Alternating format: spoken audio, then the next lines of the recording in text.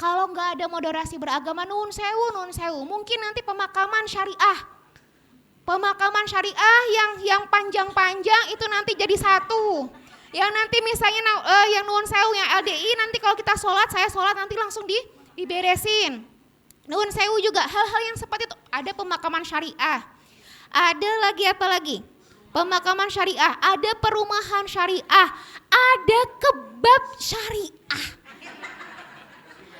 Kebab itu loh kan udah makanan dari Timur Tengah. Kebab aja loh disyariahkan.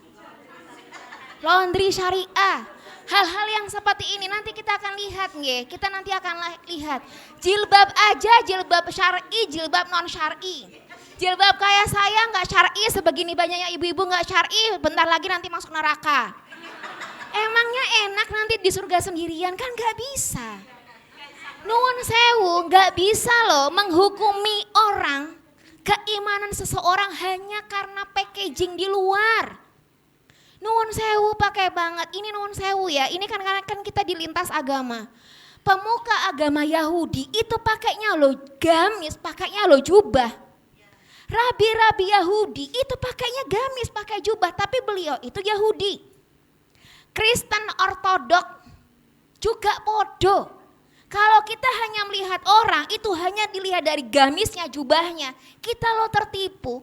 Kristen Ortodok itu juga sama, punya tasbih, punya rosario, hampir-hampir juga ibadahnya juga hampir sama. Kalau kita nanti terjebak dengan packaging tuh gimana? Rabi Yahudi itu pakai kupluk Pak, Bu. Tapi kupluknya bukan di tengah, tapi di sini. Rabi-rabi Yahudi. Karena kami misalnya beberapa hal ya, komunikasinya udah cair gitu, saya cuma tanya, Rabi kenapa sih Rabi kok nggak kawin aja? Itu saya saking apa tadi kan ada yang internum, kawasan internum, ada yang juga kawasan eksternum. Hal-hal yang seperti itu misalnya. Jadi ketika kita nanti terjebak dengan hal-hal yang berbau eksternal, hal-hal yang berbau packaging, ya susah kan? Kita lihat lagi nih selanjutnya. Rumusan masalah ini, rumusan berkaitan dengan 9 kata kunci ini Bapak dan Ibu sekalian, ini itu masuk dengan 5 definisi yang ada di sini plus 4 indikator moderasi beragama. Saya kasih kuncinya. Sebenarnya kok bisa sih ada. Jadi kita lihat nih, rumusan moderasi beragama versi Kementerian Republik Indonesia adalah ini. Karena apa Bapak dan Ibu sekalian, moderasi beragama itu banyak versi. 2024 RJPMN harusnya semua ASN di Kementerian Agama sudah ikut diklat moderasi beragama. Kalau kiainya, kalau pemuka agamanya, kalau rabinya, kalau pendetanya, kalau pastornya, kalau panditanya gak punya sikap moderasi beragama, gimana? Negara kita itu multicultural. Saking kami dekatnya sama pendeta, saya pernah satu kamar itu 5 pendeta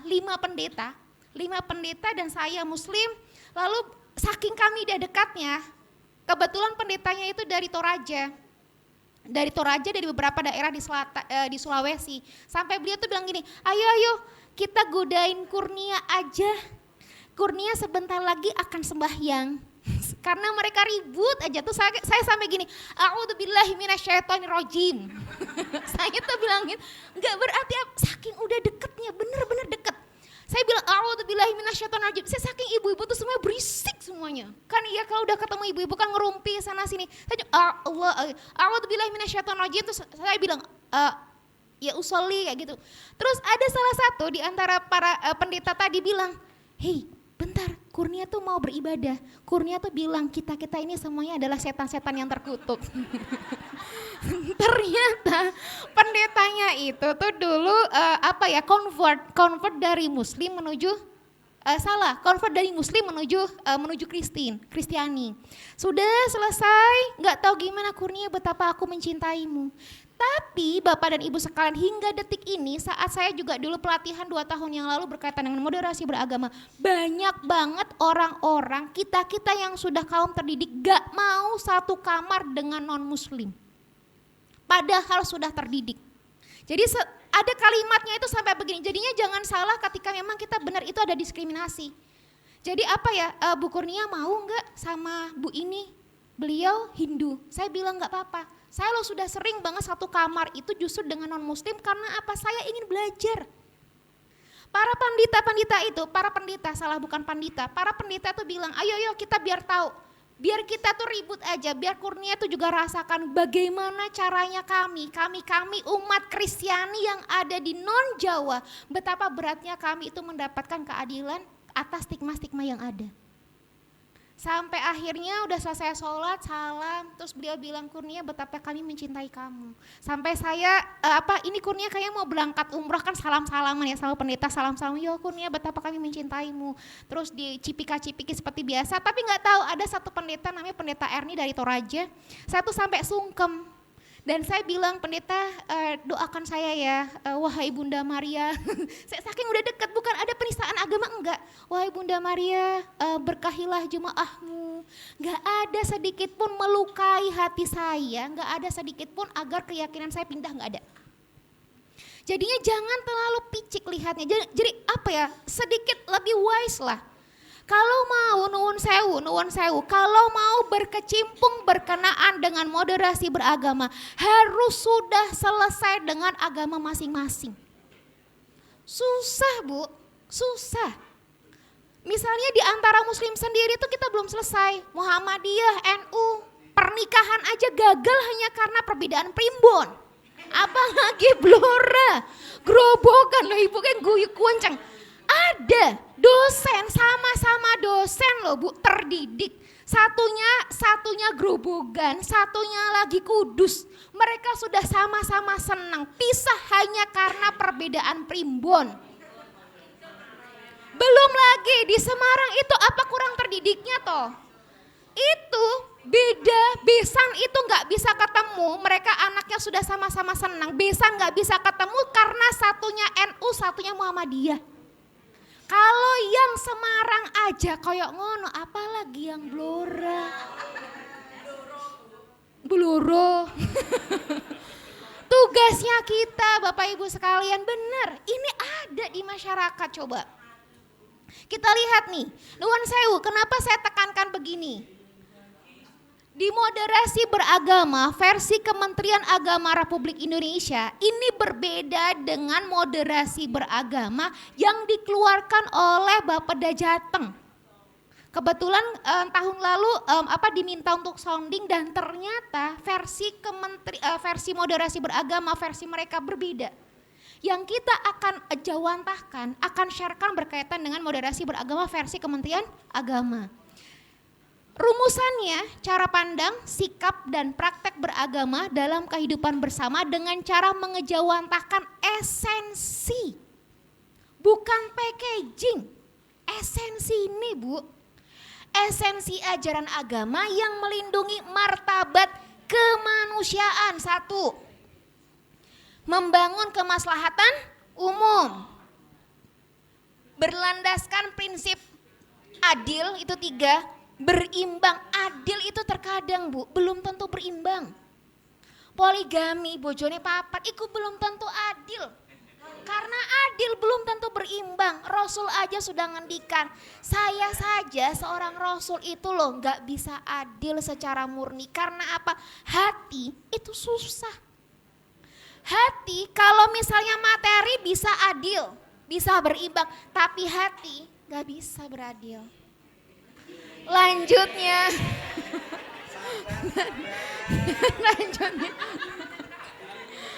Prinsip adil, berimbang, dan menaati konstitusi sebagai kesepakatan berbangsa. Jadi ini ada 5 prinsip dari moderasi beragama. Yang 1 berkaitan dengan kemanusiaan, kemaslahatan umum, adil, berimbang, dan taat konstitusi. Lanjut. Dan ini adalah indikator moderasi beragama, tadi sudah 5. 6, komitmen kebangsaan. Enggak pernah bisa teror karena teror tidak diizinkan dalam perundang-undangan kita. Harus ada toleransi karena Indonesia adalah negara yang besar. Anti kekerasan, Kekerasan, anti kekerasan itu bukan maksudnya berarti tidak tegas nggih. Anti kekerasan maksudnya ya tidak KDRT, tidak menyalahgunakan wewenang. Lanjutnya adalah penerimaan terhadap tradisi. Lanjut. Jadi nanti kita akan diskusi. Tadi sebenarnya saya sudah matur sama Mas Manggala, saya sudah izin. Izinnya begini, sebenarnya ketika di materi ini itu harus kita nanti bagi kelompok. Kita nanti akan telaah dari kitab suci agama masing-masing. Di Islam itu nanti ada Quran, hadis, ada enggak butir-butir ini itu yang bertentangan dengan ajaran agama? Ada enggak yang di butir-butir ini tuh nanti di Kristen itu ada atau enggak? Saya awalnya udah bilang, Mas ini boleh di skip atau enggak? Katanya beliau enggak boleh di skip. Berarti ibu-ibu nanti harus tetap mengerjakan. Pertanyaannya mau dikerjakan or not? Jadi begini, jadi ini kan nanti saya akan bagi 3 peserta, 3 kelompok: kemanusiaan, kemaslahatan umum, adil. Kelompok kedua berimbang, taat konstitusi, komitmen kebangsaan. Kelompok ketiga berkenaan dengan toleransi, anti kekerasan dan penghormatan terhadap tradisi. Diskusinya nanti saya akan bagi 3 kelompok. 3 kelompok itu akan ada item-item yang berkenaan dengan menemukan dalil-dalil agama. Berarti kalau agama tidak hanya satu agama. Sama kayak KUA Bu, kantor urusan agama. Sebentar lagi akan menjadi kantor layanan agama. Karena apa prosesnya? Teman-teman kita di Papua hanya untuk mencatatkan urusan pernikahan itu butuh waktu 4 jam. Hanya karena dia harus ke pengadilan negeri. 4 jam. Kita tuh Pak, Bu di Jawa nggak ngelihat kerumitan mereka, nggak ngelihat. Teman-teman di NTT, teman-teman di NTB hanya untuk mencatatkan butuh waktu berapa jam. Makanya kenapa Papua, kenapa harus ada Papua Barat, Papua Tengah, Papua Pegunungan, saking wilayah besar banget. Nanti deh di wawasan kebangsaan itu akan lebih detail banget. Nah, menemukan dalil-dalil agama yang mendukung 3 kata kunci moderasi beragama, lalu membuat narasi positif atau pantun untuk dipromosikan kepada masyarakat. Saya akan tawarkan kepada Bapak dan Ibu sekalian, berkaitan dengan dalil-dalil agama ini mau dieksekusi or not?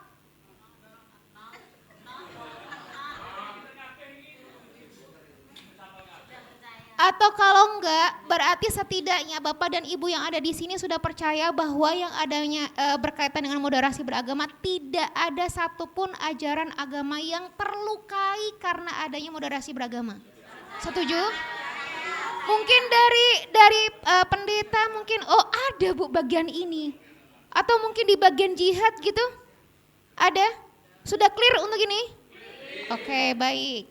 Saya manut nggih, manut. Nggih. Baik-baik.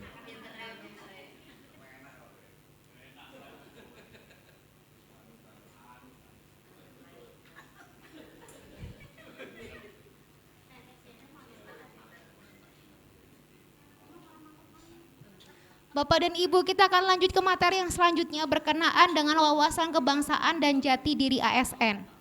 Bapak dan Ibu semuanya di sini ada yang non ASN? 1. Oh iya, semua non ASN? Oke, ASN dan non ASN gitu nggih. Nah, di sini kita akan berbicara tentang wawasan kebangsaan dan jati diri ASN. Kita akan berbicara Bapak dan Ibu semuanya, saya akan sedikit lebih cepat ngoten nggih. Berkaitan dengan analisis legalitas dan legitimasi Kementerian Agama. Kita nanti akan mengajak bagaimana bila tidak ada Kementerian Agama. Kalau nggak ada Kementerian Agama, apalah artinya kita ada penyuluh kan nggak jadi guys. Jangan jadi naib, jadi penghulu. Siapa yang mau dinikahin? Yang kedua berkaitan dengan mandat Kementerian Agama sebagai penyelenggara pemerintah di bidang agama. Kalau tidak ada Kementerian Agama, bagaimana mungkin umat muslim di Indonesia bisa naik haji? Susah banget Pak, Bu. Hanya masalah nuwun sewu banget, toileters. Hanya masalah untuk pipis tidak jongkok. Susahnya naudzubillah. Orang-orang Indonesia loh. Kan gak semuanya ada di Jawa. Saya pernah kan umroh gitu, hadiah pernikahan di umroh gitu kan, diumrohin sama suami gitu, jadi honeymoon. Nah, Jadi waktu kami di bandara di bandara bukan di King, masih di Jakarta. Jadi kan itu kan toiletnya sudah toilet kering nggih. Toiletnya sudah toilet kering dan itu harus di atas toilet klosetnya sudah kloset duduk. Nuwun sewu, kan di sana kan banyak banget mbah-mbah yang sepuh-sepuh. Gak bisa. Mama yang muda. Enggak, waktu itu tuh kebetulan saya itu pas kebetulan banyak mbah-mbah umroh. Jamaah umroh itu naik di kloset duduk lo nggak bisa. Pipisnya lo di bawah padahal itu baru pipis. Belum lagi saudara saya di sana betapa banyak mbah-mbah itu yang demensia linglung. Kalau tidak karena ada negara memfasilitasi bisa haji gimana coba? Padahal itu baru umrah loh. Umrah kan 9 hari. Ini ibadah haji 40 hari. Tuh hebat banget kan Indonesia tuh. Kita akan lihat lagi Pancasila itu sebagai kesepakatan bangsa. Bapak dan Ibu sekalian, waktu dulu ada Bros Tito dan juga Soekarno. Soekarno itu ditanyain, bagaimana caramu untuk bisa menjaga kestabilan dan keutuhan bangsa dan negara? Jawabannya dari Soekarno, nopo Pak, Bu? Jawabannya Soekarno, beliau mengatakan apa? Kami rakyat Indonesia, kami punya Pancasila. Jawabannya Bros Tito apa? Kami orang-orang Uni Soviet, orang-orang Yugoslavia, kami punya bala tentara yang kuat. Akhirnya sekarang apa? Nah, kita nanti akan lihat. Dan kita bahas yang terakhir berkenaan dengan jati diri ASN Kementerian Agama. Kita lihat ini, kita akan flashback kenapa kita perlu moderasi beragama, tapi sebelumnya nanti kita flashback dulu ke belakang. Bapak dan Ibu sekalian, mengapa sih sebuah negara itu bisa hancur atau bisa bersatu? Indonesia tuh dulu tuh dengan banyak kerajaan Pak, Bu. Kenapa akhirnya Indonesia bisa seperti ini? Amerika Serikat hingga detik ini tuh ada 52 negara federasi. Tapi itu 52 pakai negara federasi. Tapi kenapa Indonesia bisa seperti ini? Bapak dan Ibu sekalian, ini semuanya adalah negara Uni Soviet. Yugoslavia waktu itu ya. Uni Soviet atau Yugoslavia. Saat ini wilayah-wilayah ini itu sudah menjadi wilayah-wilayah kecil. Di sini ada Russian Federation, tapi jangan salah di sini dia sedang bersengketa dengan Ukraina. Ukraina itu kecil. Di sini ada juga Belarus, Lituania, Latvia, Estonia, Moldova, Kazakhstan, Uzbekistan. Jadi kalau misalnya mau cari mantu yang cuantik-cuantik di dunia, orang-orang dari sini. Kazakhstan, Uzbekistan, Kirgistan, Tajikistan, Turkmenistan, Azerbaijan, Georgia, Armenia. Di kawasan merah ini loh, wanita-wanita cantik.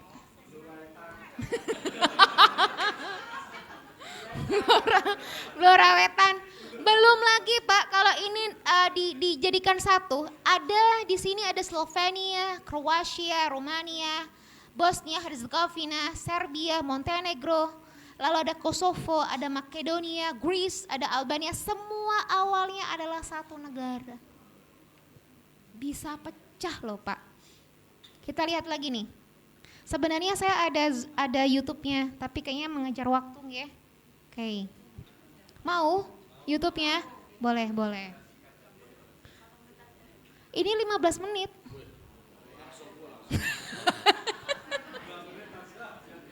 Oke. Bapak-bapaknya tuh ibu-ibunya nggak konsisten.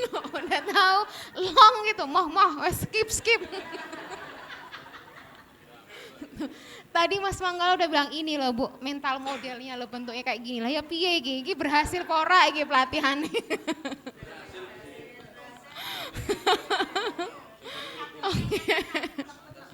Oke, kita lanjut lagi ibu-ibu semuanya, bapak-bapak semuanya. Ini ada negara Jerman. Pernah dengar berkaitan dengan Jerman Barat, Jerman Timur? Ada juga tentang Nazi? Bukan jejer kaum mana lagi di sini ya. Nah, lalu kenapa di sini ada Uni Soviet? Kalau yang tadi negaranya bisa hancur, bercerai-berai tapi tidak dengan Jerman. Ternyata yang terpisah bisa bersatu.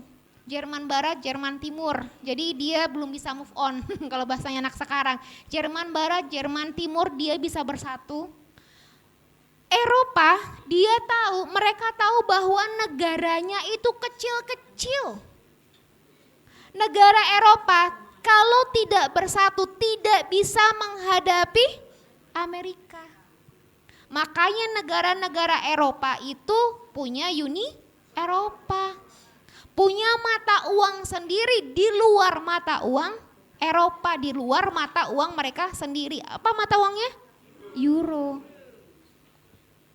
Nah sekarang, apa yang akan mempersatukan Indonesia Bapak dan Ibu sekalian? Indonesia tuh punya apa coba? Adat istiadat, punya budaya, punya kuliner, suku, ada ras, pakaian, tari daerahnya. Ini aja, kalau ini dari mana Pak, Bu? Kalimantan atau Papua? Lo Indonesia we lo, antara orang Papua mbak Kalimantan lo, susah membedakan. Lo Sulawesi. Nah kita lihat kalau ini budaya mana? Kalimantan. Nama tarinya opo? Lo Dayak. Nama tarinya apa? Nama tarinya aja saking besarnya lo kita susah. Ini dari mana? Dari Bali. Kira-kira taliannya apa ini? Kok saman ki lho Bu? Bali kok saman. Iki lho Bu, iki lho. Bali Bu, Bali. Kalau nggak pendet berarti apa? Kecak tuh berarti gini. Iki opo nih? Oke, pendet. Kalau ini dari mana? Dari Aceh. Kira-kira tariannya apa? Oke, atas. Sumatera atau Batak? Batak ini nari opo? Tortor. Sekarang kita masuk pakaian adat. Nah loh. Ini pakaian adat apa Bu? Karena posisinya ada di atas ya. Nama pakaiannya apa?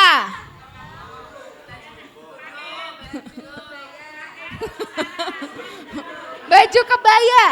Pakaiannya baju kebaya. Iki loh Bu, seko Aceh. Iki pakaian opo? Ya? Ora ono. Kita ambil sampingnya ini apa? Nah, baru dari pakaiannya aja loh kita wes blibet. Dari Jawa aja bahasa lo aneh-aneh. Padahal baru bahasa. Dari kita aja Jawa Tengah itu pakaian adat kan Jawa Tengah kebayaan. Tapi kebayaan kan juga bukan Jawa Tengah juga. Melayu dia juga klaimnya sebagai kebaya. Iya toh. Nah lanjut, baru dari itu aja Indonesia udah kaya. Existing Indonesia. NKRI merupakan negara kepulauan yang terdiri dari 6 agama. Nuwun sewu ya, kemarin di bulan di bulan November Desember saya damping tamu dari China. Kebetulan beliau adalah Konfusianis nomor 1 di dunia. Beliau mengatakan di Indonesia tuh unik ya. Konghucu aja jadi agama loh. Di negara aslinya, nuwun sewu, ini nggak ada intervensi macam-macam. Di negara aslinya Konghucu bukan agama tapi faham. Aliran, filosofi lebih tepatnya. Coba lihat, Hindu yang ada di Indonesia sama Hindunya di India lo beda. Sinkretisme antara Islam dan Hindu itu namanya agama apa? Agama Sikh. Tapi hebatnya Indonesia, Islam, Kristen, Protestan, Katolik, Hindu, Buddha, dan Konghucu kita bisa duduk bareng. Jenengan semuanya duduk bareng di sini. Siapapun semuanya, mau pendeta, kiai, ustadz, pak haji, bu haji, belum haji, sama-sama duduk bareng di sini. Coba. Mau Gus nggak Gus, mau sugih nggak sugih, bareng-bareng mau duduk di sini. Atas nama apa coba? Tuh coba. Lihat lagi, Indonesia terdapat 1.340 suku bangsa. Baru sukunya aja loh, kita sama-sama orang Indonesia loh, sekangelan. Suku netok. Yang ada di Papua Pak Bu, sukunya ada 542, itu baru Papua. Sukunya doang. Belum lagi nanti ambil bahasa. Wong Jawa wae, sama-sama kita bahasa Jawa, logatnya lo beda-beda.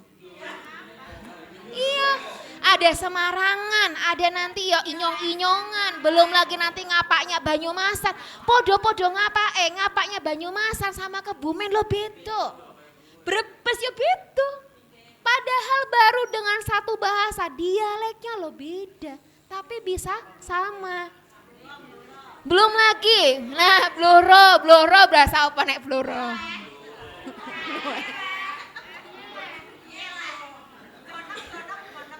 Oh iya, loh kalau gonem itu toh apa? Kudus toh, gonem, iya toh dem. Oh sama. Oh, leh. Ada lehnya juga. Pileh gitu ya. Gonem, goku gitu ya berarti. Oh, oke. Iya, saya tahu saya kudus itu 66 kayak gitu tuh kudus, tapi bukan ya. Oke. Oh, nggih. Kita lihat lagi. Makanya orang-orang Jawa kalau belajar bahasa Inggris itu selalu ada ekornya. What is your name? What is your name? Tah. Jadi ada ekor-ekornya. Ya nggak apa-apa juga. Mencintai Jawa banget, mencintai Indonesia banget dengan logat-logat. Pulau-pulau besar maupun kecil seluruhnya berjumlah 17.508 pulau dan yang terbanyak di Provinsi Papua Barat 4.108. Papua doang. Ini juga ada ternyata dari kitab-kitab yang terdahulu, ternyata yang namanya kawasan Kudus, Jepara, Muria dulu adalah Selat Muria. Siap-siap tenggelam Pak Bu. Yang namanya juga, Blora aman. Yang namanya Semarang itu juga sama. Dulu juga sama, Jakarta juga sudah mulai kritis. Jadi Semarang itu yang kawasan Pantura, kawasan Semarang Utara itu sudah bolak-balik rob. Beruntung Pak Bu di Bloro, benar. Bloro. Coba lihat, belum lagi lebar dari utara sampai selatan. Indonesia nih loh, ada di sini Indonesia. Ini dari Australia, ini ada Selandia Baru. Indonesia loh sebegini besarnya.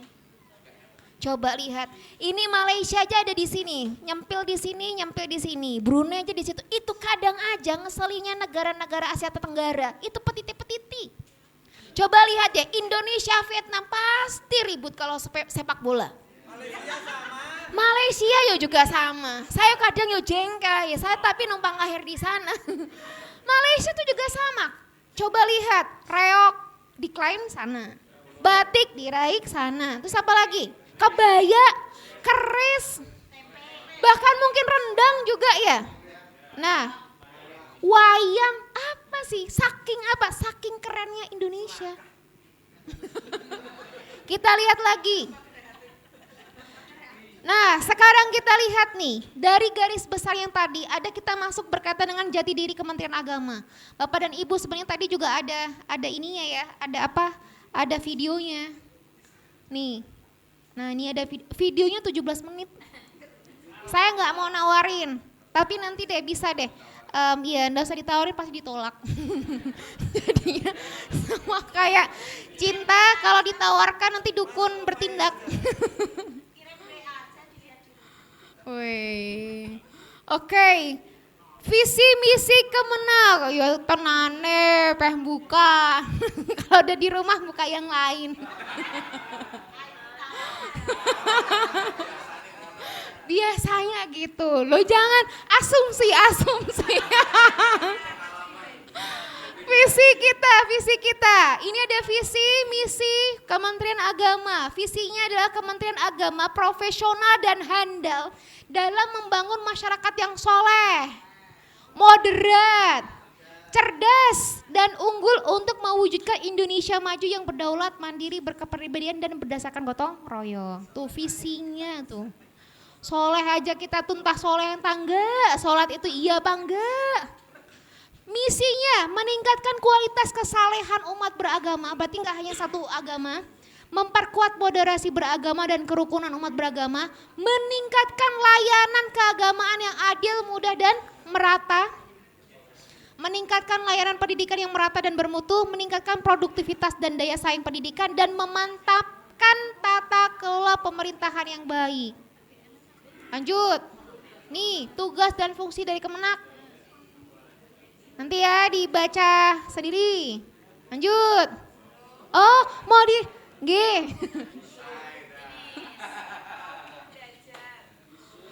Tugas dan fungsi Kemenak nih. Kementerian Agama mempunyai tugas menyelenggarakan urusan pemerintahan di bidang agama untuk membantu Presiden dalam menyelenggarakan pemerintahan negara.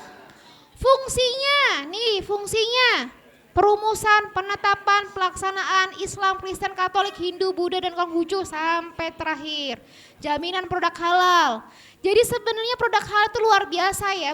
Ini bukan berkaitan dengan agama, tapi produk halal ini berkaitan dengan keterjaminan konsumen yang itu tidak hanya berkaitan dengan agama. Lihat lagi ya, berkaitan dengan kebersihan, berkaitan dengan elektabilitas, berkaitan dengan ketersediaan produk, berkaitan dengan pengolahan. Kita lihat lagi. Underline question. Kita jawab bareng-bareng. Mau jawab bareng-bareng atau mau ditulis? Apa yang akan menjadi tantangan kebangsaan Indonesia untuk mempertahankan keberadaannya? Tantangan keberagamaannya apa Bapak dan Ibu? Di Indonesia tuh ada apa sih? Kenapa Kementerian Agama tuh harus ada sih? Banyak perbedaan. Perbedaan apa? Suku agama, suku bangsa, ras.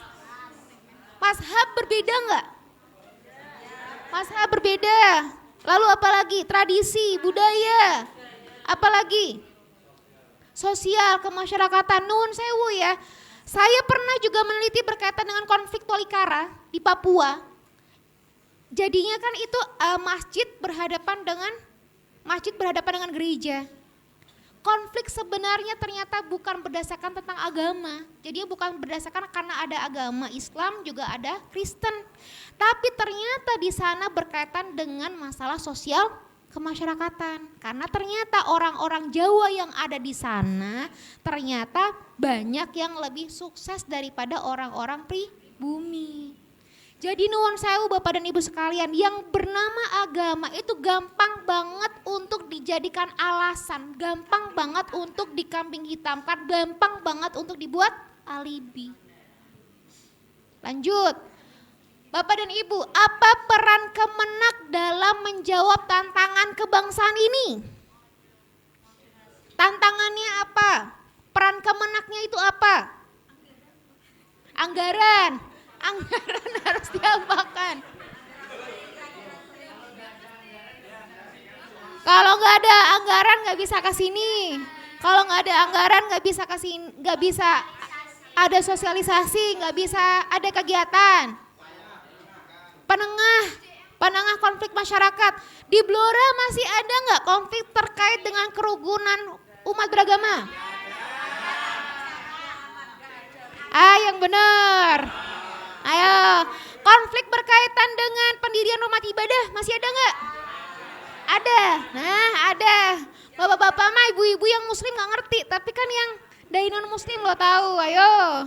Apalagi konflik hati. Ada nggak di sini yang berkaitan dengan konflik antara muslim berkaitan dengan NU Muhammadiyah? Masih. Berkaitan dengan pendirian pesantren, daerahnya daerah Muhammadiyah, lalu dari Nahdien mau mendirikan pesantren, masih ada konflik boten? Gak ada. Yang benar. Di Wonogiri masih ada, di Sragen masih ada, di Solo masih ada, padahal sama-sama muslimnya. Dan setelah diselidiki, nuwun sewu, bukan berkaitan sama NU Muhammadiyah, tapi kiai-kiainya yang sudah existing di sana itu takut untuk kegeser. Kiai yang sudah existing gak mau nanti kalau ada kiai baru dari luar. Takut saingan, takut kehilangan amplop.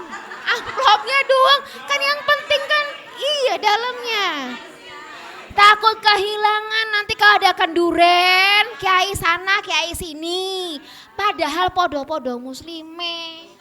Iya, gak usah Muhammadiyah, gak usah NU. Konfliknya NU, lo bolak-balikan karena rebutan kue. Iya rebutan kue. Kue kering, kue basah, kue jabatan, pamor, kedudukan, prestis masyarakat. Ya apa enggak? Sama-sama satu ormasnya. Loh, beto-beto. Coba lihat.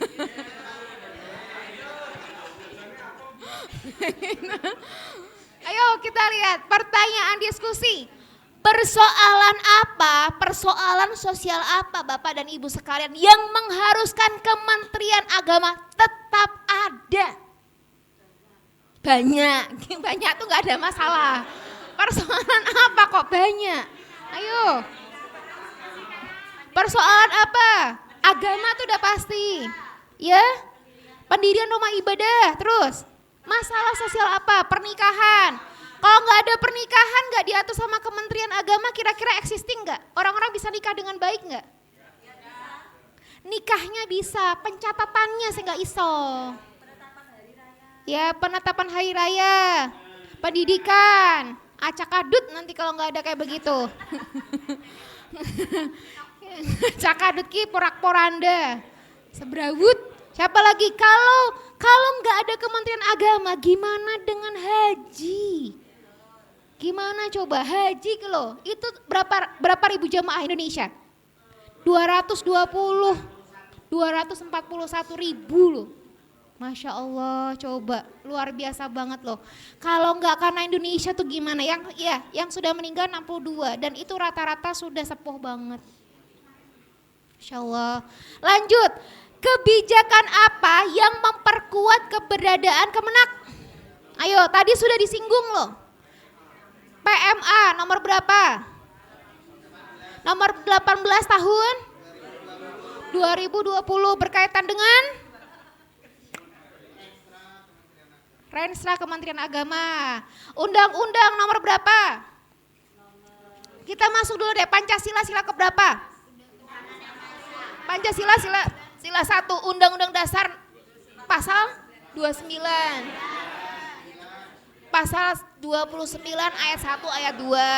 Lalu kita masuk di undang-undang nomor berapa? 39 tahun 99 berkaitan dengan hak asasi manusia. Belum lagi berkaitan dengan Perpres untuk moderasi beragama dan lain-lain. Lanjut.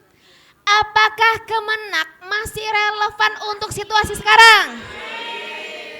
Di Cina Pak, Bu, gak ada yang namanya Kementerian Agama. Bukan karena agamanya orang ono, bukan karena agamanya gak banyak di sana. Tapi di sana negaranya komunis. Jadi komunis itu tidak berdasarkan dengan agama. Jadi kemarin itu Mr. Hemingway, saya damping beliau 4 hari, beliau bilang gini, saya bilang sama beliau, Profesor coba lihat perkembangan Indonesia ini apa macam-macam, beliau cuma senyum, Kurnia coba deh, seandainya Indonesia itu, kalian itu tidak berlandaskan dengan agama, kayaknya kalian akan jauh lebih keren deh daripada kalau kalian berlandaskan tentang agama. Saya bilang itulah bedanya antara Indonesia dan China. Kalau Indonesia, segala hal itu selalu berkaitan dengan agama. Negara kami itu negara yang berlandaskan dengan agama. Mungkin itulah yang membedakan antara Indonesia dan juga China. Nah, jadi kamu itu loh, kan dalam beberapa hal tuh agama tuh selalu ketertinggalan. itu tidak ketertinggalan, justru karena adanya agama kami masih bisa rukun hingga detik ini. Tuh gila loh, kalau kita ngomong tentang moderasi beragama gak bisa jawab piye iku.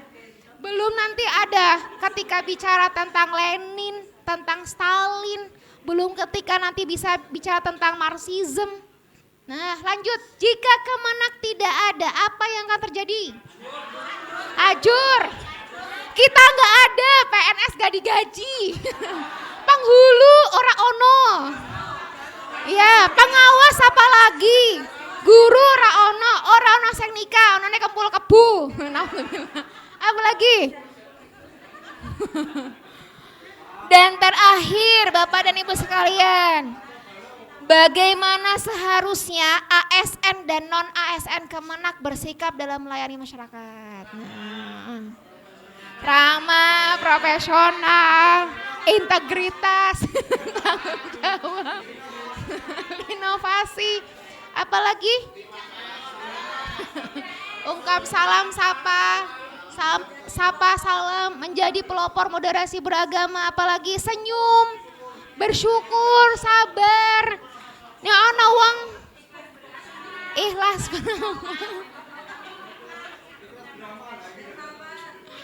dermawan, senyum.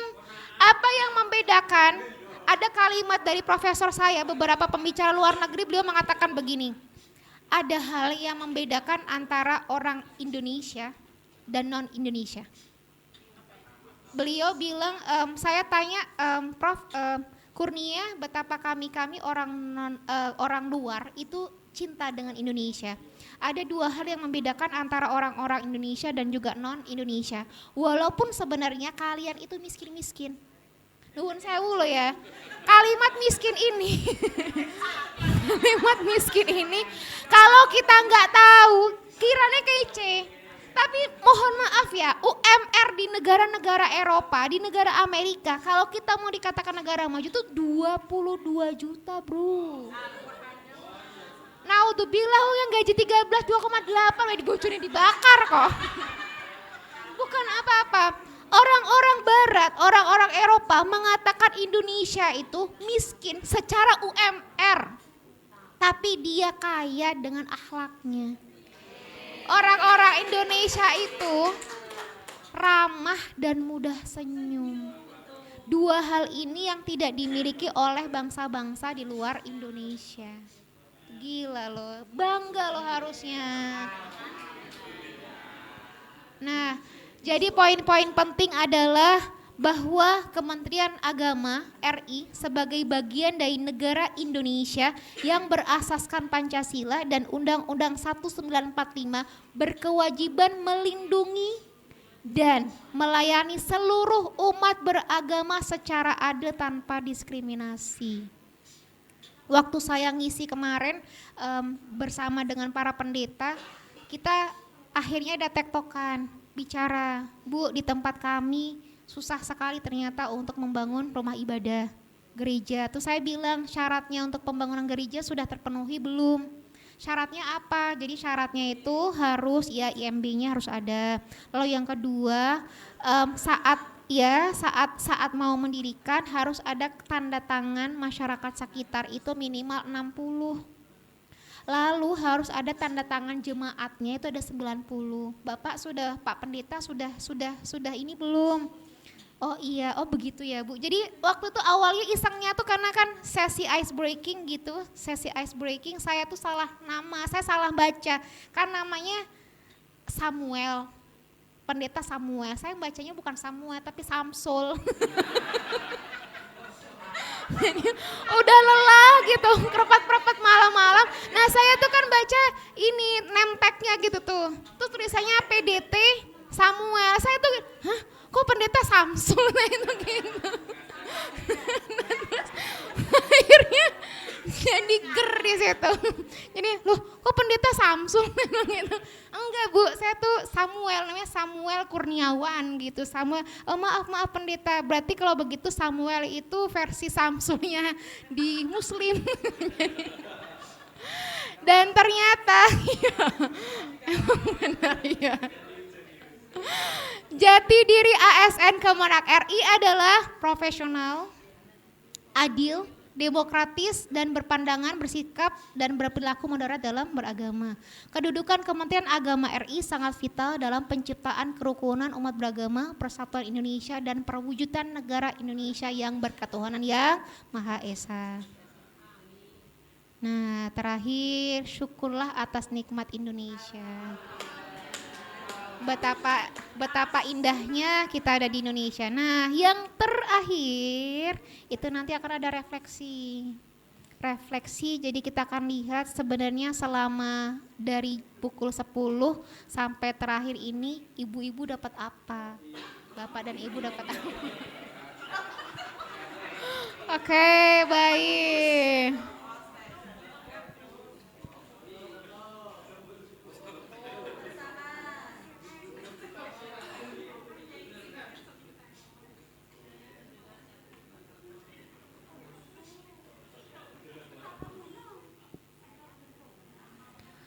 Bapak dan Ibu sekalian, ini adalah refleksi ya, jadi nanti semuanya ini mendapatkan gilirannya dan kalau bisa sih berbeda. Setiap orang kan gak bisa sama, kita aja kayak begini beda-beda ya, nanti sesuai dengan apa yang Bapak dan Ibu yakinin. Misalnya begini, selama mengikuti pelatihan ini saya mendengar keresahan, jangan khotbah. Kalau gini saya mendengar adanya gini bla bla bla satu paragraf, nanti kan nggak selesai ya. Saya mendengar 1 maksimal 2 kata. Saya melihat 1 maksimal 2 kata. Jangan banyak-banyak, jangan satu paragraf, bukan berkhotbah apalagi ceramah. Maka saya akan melakukan 1-2 kata aja. Ini 3 kata ya, sorry, 1-2-3 kata. Jadi ini 1-2 kata, 1-2 kata, ini maksimal di 3 kata. Jadi nanti kalimatnya saya mendengar keresahan, saya melihat semangat perubahan, maka saya akan melakukan penguatan moderasi beragama. Gitu ya. Jangan pakai paragraf, jangan pakai kalimat, jangan yang pendek-pendek aja. Oke, boleh ditulis dulu, boleh spontan terserah, tapi kita akan mulai dari sini atau dari sini. Saya mendengar dulu, Bu. Jangan melihat. Semua kemampuan tuh dengerin dulu baru nanti bisa dilihat. Kalau melihat itu berarti dari mana? Sense atau sensing? Tadi lo pelajarin selali meneh. Nih, saya mendengar keresahan misalnya, saya melihat semangat perubahan, maka saya akan melakukan. Ini kalimatnya nanti sama semua, nggih? Oke. Kita mulai dulu dari mana nih? Sudah siap? Kanan dulu atau baris kiri? Kayak kiri yang paling komplit, berarti nanti yang belakang-belakang dulu, seret. Lalu nanti depan. Setuju? Terakhir ke sana. Oke, mau dirangkai dulu, butuh waktu atau gini aja tuh gampang kok. Udah kami para penyuluh tuh sudah ini. Udah langsung. Oke, Bapak, monggo dimulai dari belakang, dari jenengan set ke belakang, baru nanti terakhir ke sini. Bapak, monggo. Oh, enggak ada ya.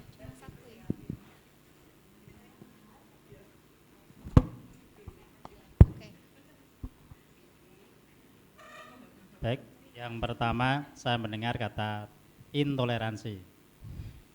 Kemudian saya melihat semangat kebersamaan. Kemudian maka saya akan melakukan moderasi beragama. Oke, boleh. Lanjut. Yang lebih relate dengan kehidupan sehari-hari juga nggak masalah. Monggo Bapak. Saya mendengar keresahan, saya mendengar kesedihan, saya melihat banyak semangat, maka saya akan melakukan satu gerakan beragama yang moderat. Oke, baik, lanjut. Ternyata begini doang susah loh, ayo, itu kan khusyuk kan, ayo. Saya mendengar kekerasan, suara kekerasan. Ya. Saya melihat semangat untuk berubah dan saya akan melakukan penguatan moderasi beragama di Blora. Oke, baik. Kalau bisa jangan mengulang. Ayo, monggo. Lanjut. Saya mendengar toleransi. Saya melihat perbedaan, maka saya akan melakukan penghormatan terhadap tradisi. Oke, baik. Lanjut. Saya mendengar moderasi. Saya melihat dinamika kelompok. Saya akan melakukan toleransi beragama. Oke.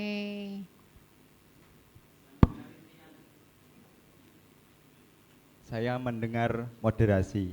Saya melihat perbedaan. Maka saya akan melakukan toleransi. Oke. Saya mendengar kompakan.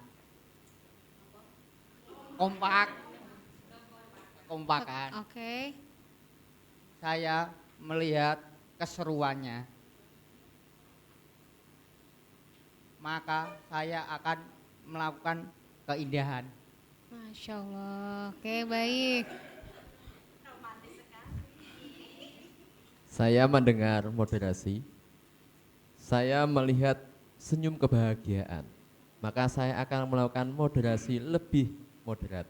Masya Allah, baik. Saya mendengar kegaduhan. Saya melihat keseriusan. Gaduh. Maka saya akan melakukan perubahan. Oke.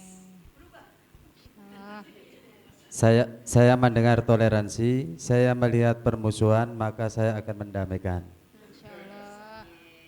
Saya mendengar perbedaan, saya melihat kebersamaan, maka saya akan melakukan penguatan beragama yang lebih kompleks. Saya mendengar moderasi. Saya melihat kekerasan. Maka saya akan melakukan mendamaikan dengan kebersamaan. Sip. Saya mendengar toleransi. Saya melihat keberagaman. Maka saya akan melakukan penguatan moderasi beragama. Baik. Saya mendengar banyak cerita. Saya melihat kegembiraan, maka saya akan melakukan perubahan. Baik. Saya mendengar banyak informasi, saya melihat kebersamaan, maka saya akan melakukan perubahan yang lebih baik. Baik. Saya mendengar banyak kasus agama, saya melihat perbaikan, saya akan melakukan gerakan toleransi dan moderasi beragama. Oke, baik. Bagus. Saya mendengar ilmu moderasi, saya melihat persatuan di ruangan ini, maka saya akan melakukan berbagi ilmu moderasi yang saya dapatkan sore hari ini. Terima kasih.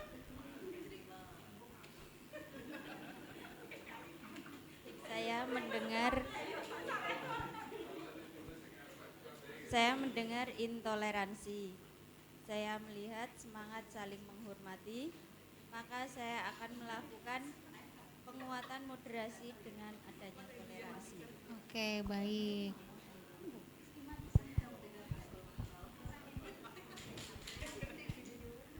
Saya mendengar kerukunan, saya melihat kebersamaan, maka saya akan melakukan kerukunan di lingkungan sekitar. Oke, baik.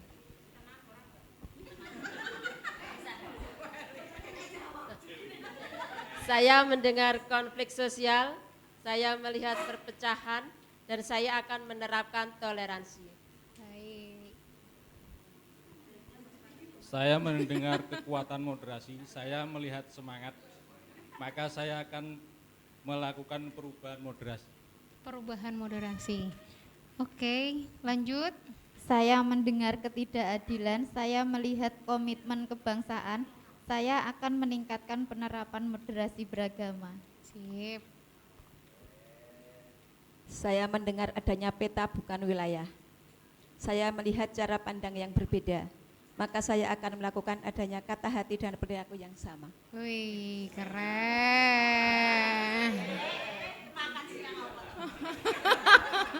Keren. Yes, saya mendengar kegelisahan, saya melihat perubahan, maka saya akan melakukan moderasi beragama. Wih. Saya mendengar kasih sayang, saya melihat kerukunan, maka saya akan terus bermoderasi. Wih, keren, keren. Saya mendengar keributan, saya melihat semangat perdamaian, maka saya akan melakukan penguatan kerukunan. Oke. Lupa. Saya mendengar asumsi belum tentu itu benar. Saya melihat bahwa berpikir itu yang positif itu baik, maka saya akan cross check dalam segala sesuatu ketika kami melihat yang atau melihat masalah. Kalau pendeta kan emang suka berkhutbah. Agak susah nggih, 1-2 kata susah, iya. Lanjut. Saya mendengar macam-macam agama, saya melihat kebersamaan, maka saya akan melakukan keseriusan. Oke. Saya mendengar radikalisme, saya melihat semangat perubahan, maka saya akan menguatkan moderasi beragama. Masya Allah. Saya mendengar perbedaan prinsip, pribadi dan golongan. Saya melihat keeklusifan, pribadi dan golongan. Maka saya akan melakukan penguatan toleransi dan cinta kasih. Nah, ini Bu Nyai. Lanjut. Saya mendengar tawa kerukunan, saya melihat indahnya kebersamaan, maka saya akan terus kobarkan moderasi beragama. Merdeka!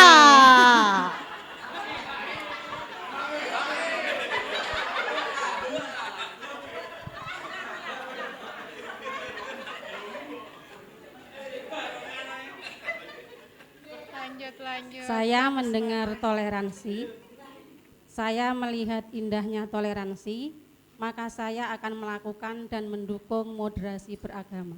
Wih.